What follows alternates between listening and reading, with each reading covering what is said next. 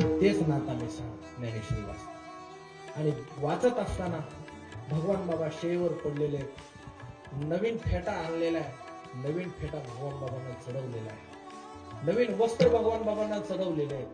भगवान बाबांचं रूप म्हणजे दिव्य तेज पुंज मदनाचा पुतळा परब्रह्म केवळा बोलत असे.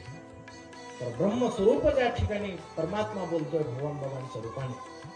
नाथा वाचा, आमची जाण्याची वेळ झाली आणि वाढ वेळ झाला. उभा पांडुरंग वैकुंठा श्रीरंग बोलावे, आम्ही जातो तुम्ही कृपा असू द्यावी.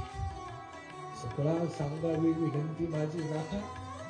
माझ्यानंतर सगळ्यांना सांगा, सावरगावचे लोक येतील त्यांनाही सांगा बाबांनी तुमची आठवण केली.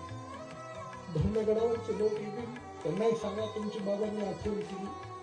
गहिनीनाथगडावरचे लोक येतील त्यांनाही सांगा तुमची बाबांनी आठवण केली. न जाणता बाबा भाऊंची भेट झाली तर भाऊंनाही सांगा तुमची बाबाची खूप आठवण केली, खूप आठवण केली. या काळामध्ये भाऊ तुम्ही सोबत राहायला पाहिजे होता, खूप आठवण केली.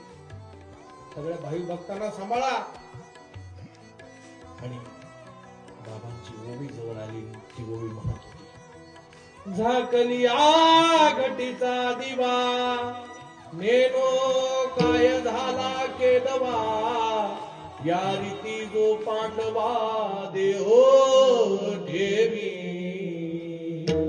एखाद्या भांड्याखाली दिवा झाकून ठेवावा, पण तो दिवा जसा विजत नाही त्याप्रमाणे भगवान बाबांनी ज्ञानोबा ज्ञानोबा ज्ञानोबा असा आर्त स्वर टाकला आणि आपला प्राण परमात्मा मध्ये विलीन केला. तोच प्राण आज भगवान बाबांच्या समाधीमध्ये, तोच प्राण आहे, तीच संजीवन समाधी आहे, तेच बाबा आहेत.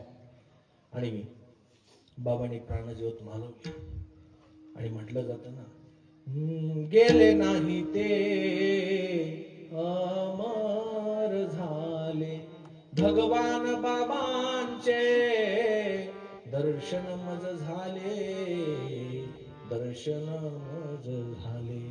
बाबांनी घेऊनी समाधी आम्हा टाकिले वनी. ओ श्रावण वद्य पंचमीला 1896 ला घाट सावरगावी सूर्योदय समयाला. ओ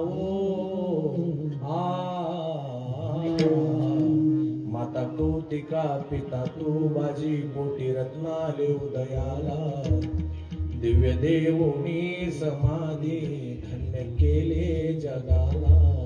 देता कीर्तनाची हाक गावोगावी जमती लोक.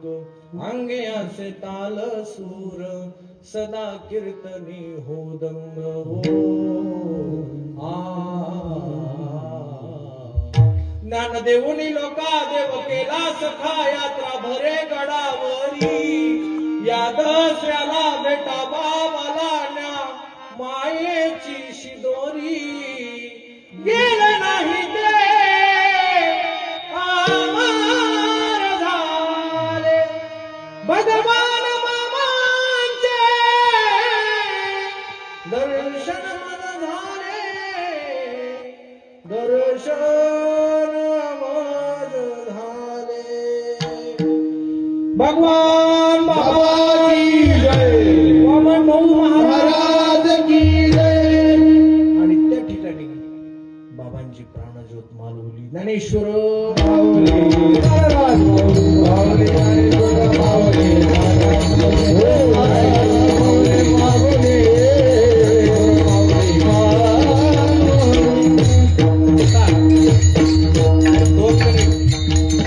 मी तुमच्याकडून परंपरेचं माझ्या जे वाटेला आलेलं आहे ते भजन करून घेणार आहे. 2